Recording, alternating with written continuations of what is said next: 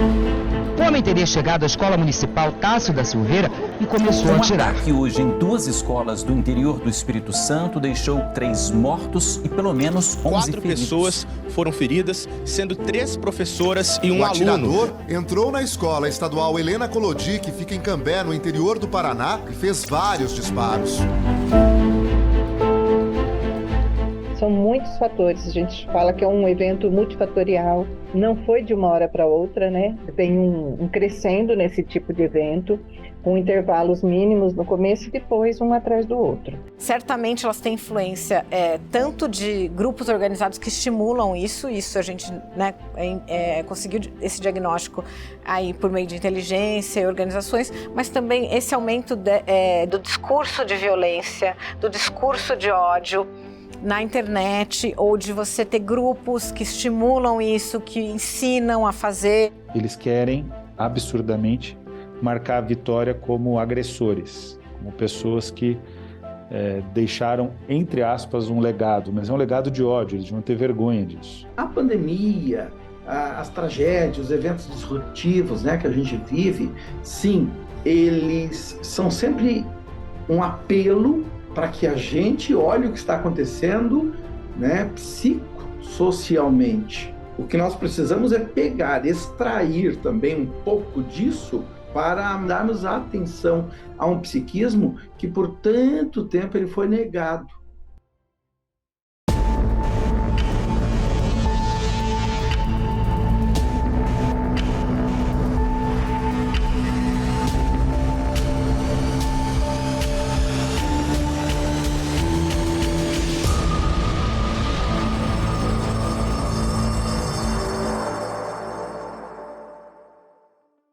É um fenômeno bastante preocupante que a gente precisa ter muita atenção e tem que agir com inteligência para conseguir reorganizar a escola para evitar os ataques.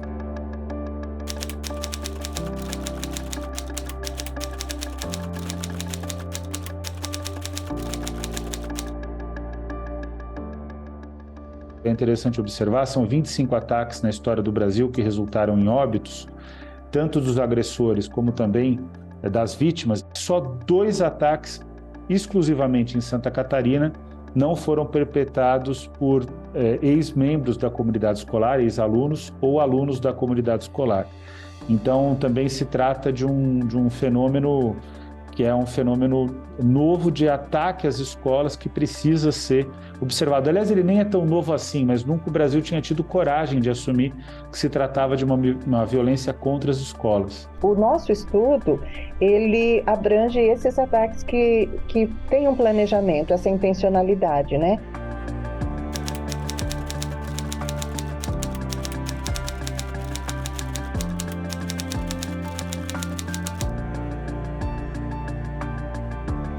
Então, 2 pontos importantes que a gente tem que destacar é que eles têm 2 coisas em comum.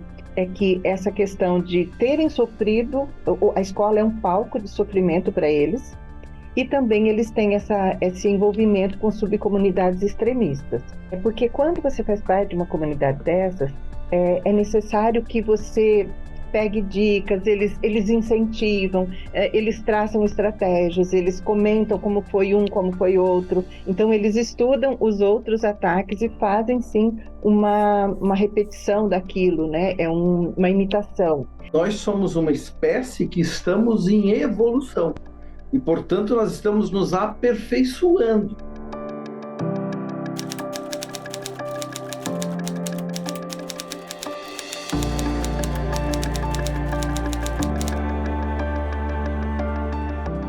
O que a gente pode perceber é que uma pessoa dessa, não tendo um transtorno psiquiátrico diagnosticado, né, e já consolidado em si, ela faz parte de um quadro de vulnerabilidade psíquica, emocional, e que por conta de um momento da vida dela, aquilo ali então se deflagra nessas atitudes, né?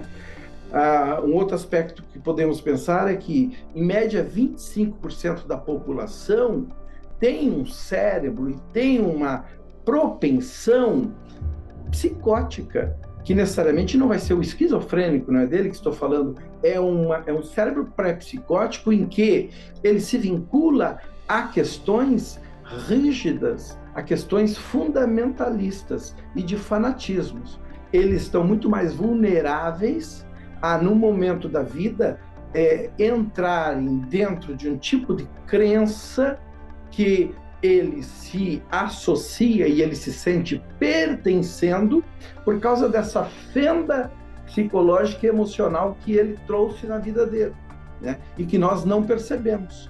E o caso de Realengo, ele abre a caixa de Pandora porque o Brasil não tinha uma tradição. O primeiro caso é bem antes de Realengo, em 2002 na Bahia. Mas o Brasil não tinha uma tradição de ocorrência de violência às escolas, né? Mas isso começa a se estabelecer e a se solidificar no Brasil, e a gente agora já está num fenômeno que, se não tiver uma ação rápida, ele entra em não retorno, como é o caso dos Estados Unidos. Ele fica tão disseminado que é difícil controlar.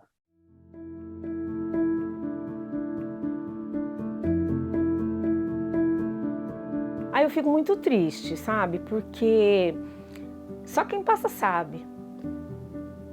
Então, às vezes, cada vez que tem alguma coisa, aquilo abre, aquela ferida que está dentro de mim, abre isso de novo e vem aquela imagem. Quando tem esses episódios, para mim o dia acaba, porque é reviver e outra, pessoas inocentes estão morrendo.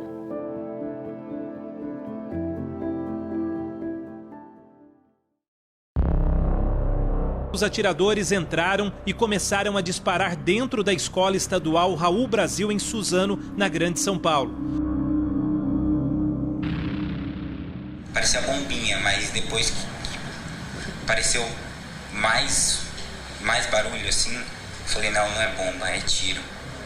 E aí apareceu um moleque saindo da diretoria com a arma na mão, e todo mundo correndo e ele atirando em todo mundo. E eu vi outro assassino na frente e ele tacou machado em mim. Até agora são 10 mortos, contando com os 2 criminosos que se mataram e as 2 funcionárias da escola. Meu nome é Sandra Regina Ramos, eu sou mãe do José Vitor Ramos, do menino do massacre que levou a machadada. Já se faz 4 anos.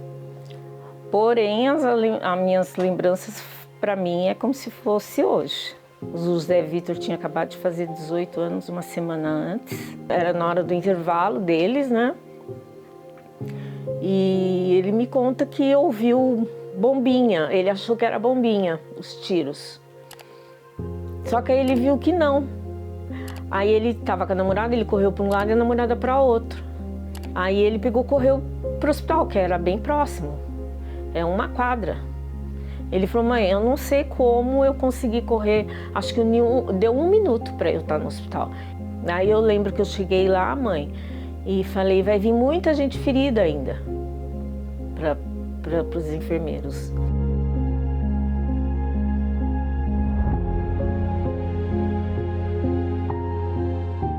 Uma das cenas mais fortes que eu vi foi o moleque agarrando na porta, tentando abrir a porta da sala, e o terrorista encheu ele de bala. O José estudou com ele no primário. Ele andava sempre de preto, de capuz, cabeça baixa. Ele já era assim, já brigava muito, racista mesmo, em muitos lugares, pelo que eu ouvi dizer, sabe? Agora eu não sei por que ele é, porque a avó dele é da minha cor. São adolescentes que nós descobrimos um certo tipo de perfil, mas que vem, de uma certa forma, de uma violência que pode ser exclusão na escola, pode ser bullying, violência doméstica, humilhações. Por sua especificidade, né, de adolescente, isso pode ser uma causa muito complicada para que se entre em depressão, para que se torne um adolescente recluso. Então, tem várias características. Aqui a gente não toca no assunto sobre o massacre. A gente não toca, ele não gosta de ver TV. Nisso, às vezes, quando surge algum massacre em algum lugar, eu comento com ele, falei, você viu, José? Aconteceu, não vi, mãe, não vi, não quero saber, né? E assim vai. Ele fez um tempo tratamento com psicólogo, aí mãe, eu vou chegar lá só ficar conversando, contando da minha vida e tal. Falei, eu tô pagando para isso. Ele falou, então não vou mais. Falei, você que sabe. Todas as nossas vivências, todas as nossas experiências positivas e negativas, elas não são apagadas. Lamentavelmente, não existe, né, fazer uma hipnose para apagar um sofrimento. O que a gente vive está impresso em nós, né, na nossa memória, no nosso pensamento. Então, as famílias que vivenciam as suas tragédias, né, o tempo vai fazendo com que a gente permita a impotência de ter aquela pessoa aqui conosco, de ter aquela situação talvez reajustada e que não tivesse ocorrido. O que a gente vai fazendo é enfraquecendo o significado, a intensidade de dor daquilo que ocorreu.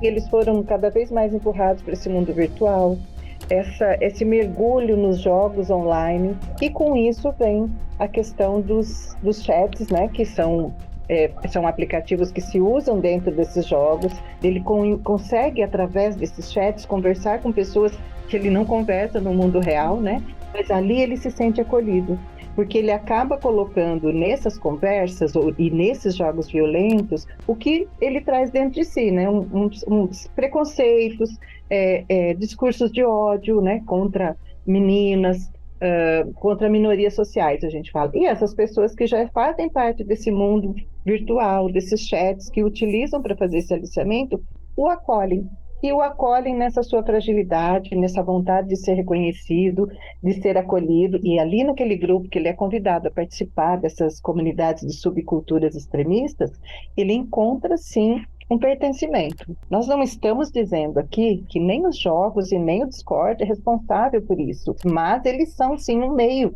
né? Um caminho onde eles podem se juntar e disseminar isso. Então a gente chega nesse ponto agora em que a tecnologia faz parte da nossa vida e isso é irreversível. Nos impacta, obviamente, com mais velocidade e com mais profundidade. Antigamente não aceita bala de estranhos. Então hoje não aceite também certos tipos de informações, de ameaças, né? Então a proteção e o cuidado passa pela comunicação. Quando nós tivemos os primeiros ataques, nós percebemos, eu acho que com muita rapidez, de modo geral, que estava tendo alguma coisa estranha acontecendo na internet também. Então a gente começou a agir, a gente tem um centro que a gente chama de Cyberlab, um laboratório de cibernético, né, de segurança cibernética, que a gente pegou todos os recursos que eram voltados para outros tipos, né, de atuação de segurança pública e destinou para acompanhar essa questão dos ataques das escolas. Começamos atividades investigativas tanto aqui no Ministério da Justiça, quanto na Polícia Federal, quanto as delegacias estaduais também fizeram atividades investigativas. Nós descobrimos que tinham diversos grupos aí estimulando violência nas escolas. Tinham grupos, inclusive neste período teve um número grande de prisões e apreensões. Nessas investigações, a gente viu alguns grupos organizados, inclusive de orientação política, nazistas. Foram apreendidos, por exemplo, material de conteúdo nazista, suástica, e esse conteúdo também na internet circulando em quem criava perfis de apologia a massacre em escolas. Não tem como negar que a partir de 2019 o Brasil teve uma permissividade do discurso de ódio. É importante reiterar que existe um vínculo aí, porque o discurso de ódio ele se mobiliza a partir do escárnio, da comédia, do humor de péssimo gosto, do humor preconceituoso e discriminatório. Então tudo isso acaba gerando um caldo de cultura que permite o alastramento das comunidades de ódio, a penetração delas, e o aliciamento de jovens. Realmente eles são recrutados via grupos na internet, né? Ou serviços de mensagem, mensagerias, ou nesses grupos de redes sociais. Então, trabalhar junto às redes sociais também é muito importante para entender o que está acontecendo, né? Ter alguma forma de regulação para que as crianças e adolescentes não estejam expostas a toda essa violência. O caso mais recente em Cambé, infelizmente no final do mês de junho, ele demonstra claramente que essas comunidades elas estão mobilizadas e ainda nós estamos no paradigma de não se trata de pensar se vai acontecer um novo ataque. Se trata de ter a consciência de quando vai acontecer um novo ataque e por isso é urgente a elaboração de políticas públicas e o acompanhamento articulado entre o parlamento, o Poder Executivo, principalmente o Poder Executivo, e o Poder Judiciário, que tem um papel também fundamental.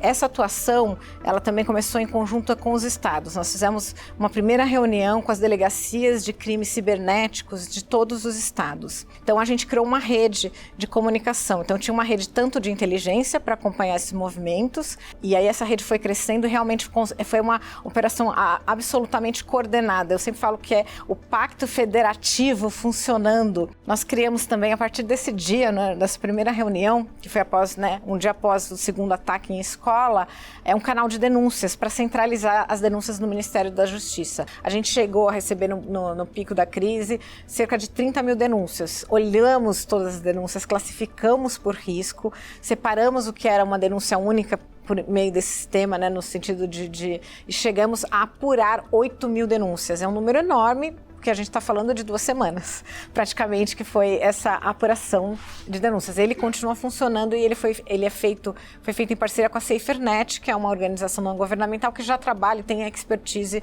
nessa questão de denúncias de crimes na internet. Eles acabam colocando a questão da segurança nas escolas como prioridade. E isso, para nós que estudamos convivência há já 2 décadas, né, não traz uma solução para a causa. Né? Porque o que é a causa disso tudo? Como que esses adolescentes chegam a isso? Como que eles se sentem tão excluídos, tão humilhados, essa violência que pode ser até na família também, né? É preciso ter algo que o Brasil nunca desenvolveu de fato, que é uma inteligência, uma articulação entre a educação, a segurança pública e a Secretaria Especial de Direitos Humanos, né? Essa é uma composição que é necessária, né? E, para além disso, é preciso fortalecer o espaço escolar.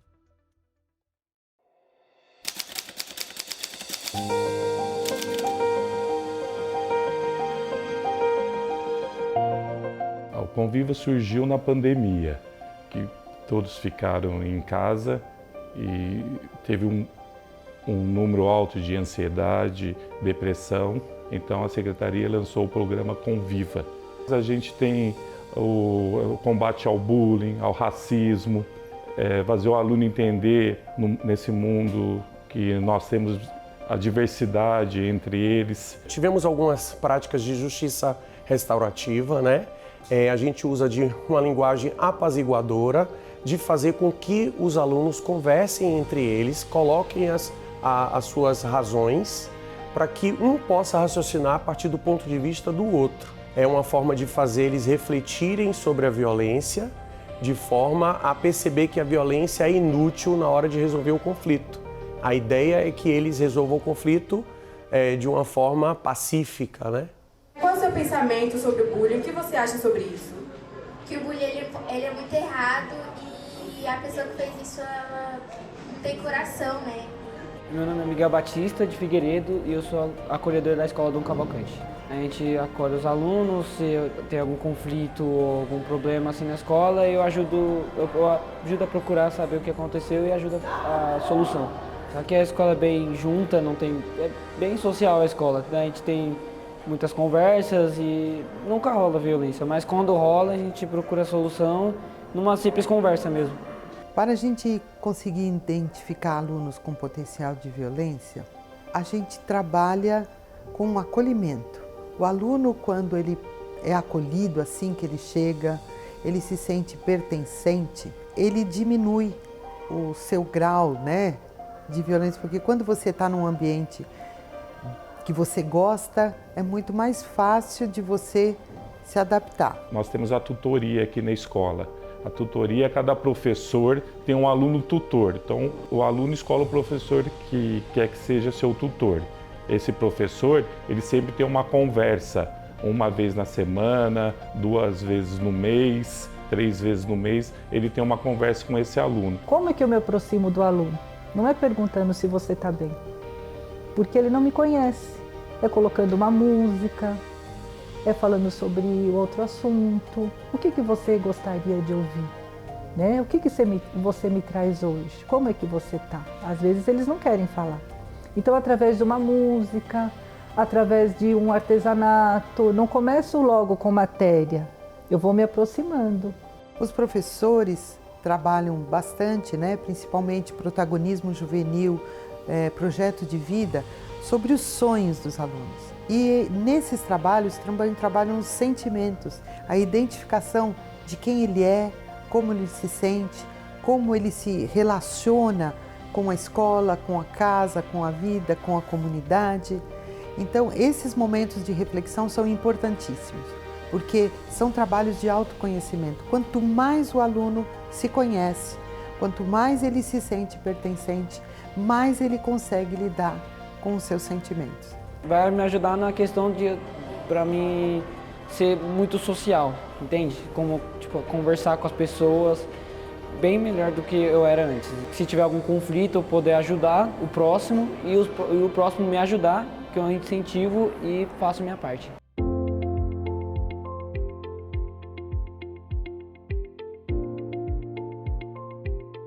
E muitas vezes eles se relacionam de uma forma um tanto agressiva, né? Eles xingam um ao outro, usam as características físicas para dar apelidos. Então isso gera agressividades, né? Eles reagem muitas vezes de forma agressiva. Um exemplo, em sala de aula, o aluno que não sabe fazer um cálculo e de repente o aluno vira para ele e fala: "Você é burro". Aí os outros vão e acham engraçado, chamam ele de burro e etc. E acaba virando uma brincadeira. E a gente faz eles entenderem que a brincadeira só é saudável quando todos riem juntos, né?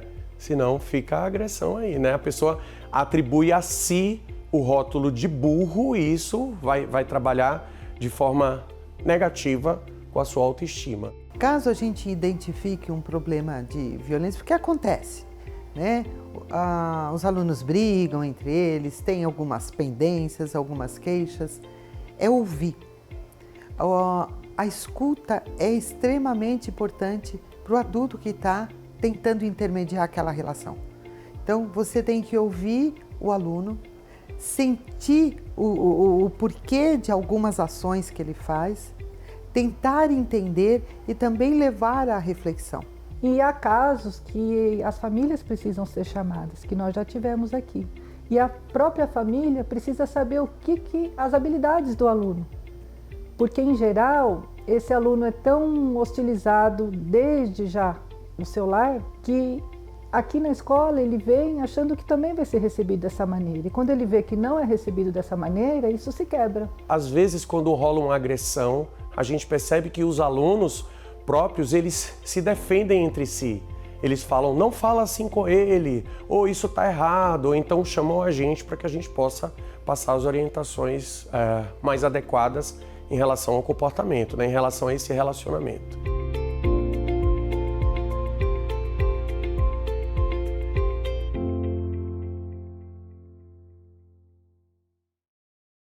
Esses dias eu entrei numa sala de 9º ano e vi um rabisco numa carteira. E eu disse assim: "Olha, eu não quero saber quem fez, mas eu gostaria de voltar e não ter isso". E continuei o meu assunto. Quando eu saí da sala, já veio um aluno e perguntou: "Dona Célia, onde que eu posso arrumar um pano para a gente poder limpar?". Mas não fui eu. Falei: "Eu não quero saber quem foi, eu quero saber que não tenha". Então eles mesmos, a gente não precisa ficar se acusando, sabe? A gente leva a consciência. O número de conflito diminuiu. Você, quando anda no intervalo, ver a solidariedade de cada aluno, ver o respeito de cada aluno tem com o outro, com os professores, com os funcionários. A gente vê a melhora do aluno na aprendizagem. A mãe, às vezes, nas reuniões, vem conversar com a gente, falar quanto o filho melhorou, não só na escola e em casa, também com nossas ações. A gente fala, a cultura de paz, ela não acontece do dia para o outro. Não é uma ação que eu faço hoje e vou colher amanhã. A gente começa a plantar ali no 6º ano e a gente consegue começar a colher lá no 9º. É muito engraçado, demora um tempo, porque eles também precisam criar esse laço forte com a gente. Eu me sinto orgulhoso, né? Orgulhoso porque eu sou o formador dos alunos, mas também eu aprendo muito, né? A visão minha de como vice-diretor mudou do jeito de eu abordar os alunos, né? Então sempre ter uma escuta para o aluno, sempre escutar ele primeiro, porque às vezes o aluno está com a razão ali, nunca punição. Eu também tive que aprender a saber ouvir. Eu tive que aprender, porque eu não tinha tempo, não tenho tempo para ouvir. Não é ouvir, eu tenho a solução para a sua situação, porque eu tinha esse pensamento, eu tenho a solução. E quando a gente pensa a gente tem a solução, a gente fica sobrecarregada, porque como que a gente vai ter a solução de tudo, né? Não, eu não preciso resolver, nós vamos construir juntos. Então eu só vou ouvir, porque às vezes isso faz toda a diferença na vida de alguém.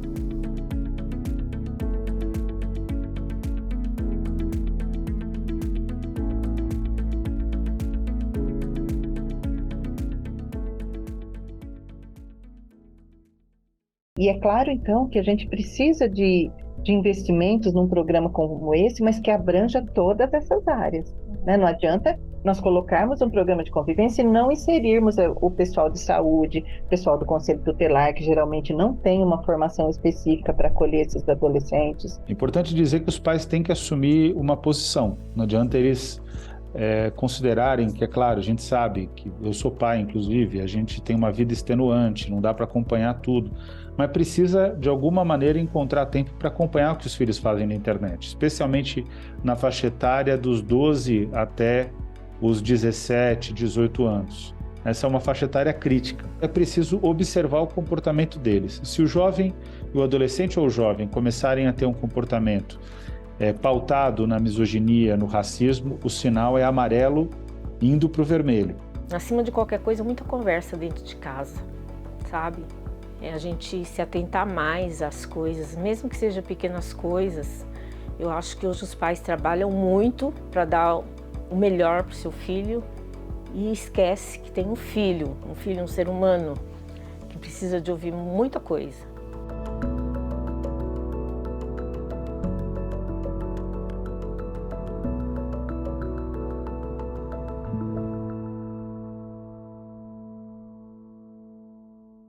Eu acho que é uma responsabilidade de todo mundo. A gente sabe que a escola precisa de uma rede de apoio, que inclusive consta no ECA, né? A escola, o ECA informa que quem são as instituições que são responsáveis por cuidar dos adolescentes e das crianças, por garantir os seus direitos. São a escola, claro, como proteção, mas o Ministério Público, a saúde, né, rede de saúde, assistência social, o Conselho Tutelar. Só que quando acontece esse tipo de eventos, as pessoas sempre correm e dizem, não, a escola tem que dar um jeito. Enquanto isso, a escola continua sem o apoio dessas redes, que não funciona, embora esteja constando em lei. A gente vai precisar trabalhar com muita inteligência, com muita frieza, mobilizando todos os setores da sociedade para pautar o tema e resolver o tema. Agora, é possível. A previsão que nós tínhamos, só para se ter uma ideia também, para dar um grau de tranquilidade, a gente achava que podia dobrar o número de casos no primeiro semestre desse ano. Era o comportamento natural das curvas, né, de ocorrência de casos. E não foi o que ocorreu. Mas nós precisamos tornar mais saudável as mentes das crianças que estão vindo e sermos ensinados. Nós não nascemos com a nossa personalidade inscrita no sangue, né? Nós construímos comportamento, nós construímos consciência, tá? Então, é necessário que nós tenhamos a partir dos nossos órgãos, né, de poder instituídos, essa contribuição, para que a sociedade vá podendo avaliar o que destrói e o que constrói, o que dá condição de vida e o que dá condição de morte. Então, também para todos esses eventos, e agora nós precisamos de que o Congresso contribua muito, né, que o Senado, as nossas assembleias legislativas aqui dos estados, as câmaras dos vereadores, que são os nossos poderes instituídos, que eles contribuam profundamente com essa condição psicossocial